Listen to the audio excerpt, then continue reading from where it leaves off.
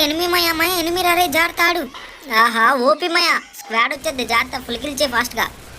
రాని చూసుకుందాం. అయ్యా వస్తారయ్యా, చెక్కేశారయ్యా.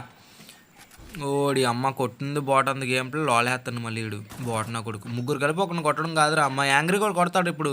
అరే యాంగ్రీ ఓపిమయ్య, నీకు తెలుసురా నువ్వు ఒక పెద్ద ప్లేయర్ అవుతావురా. అందుకేనయ్యా బొక్కలాగా నేను గేమ్లు గట్రా అన్నట్టును వెళ్ళి రూమ్లో ఆడుకుంటానంటే నువ్వే పిలుస్తావు, వచ్చి గేమ్ ఆడమంటావు, వెళ్ళి అందరూ అయిపోతా నేను ఒక్కనే ఉంటాను ప్రతిసారి. రివే ఇవ్వమంటారు, చిరాకు వస్తుందయ్యా నాకు ప్రతిసారిని.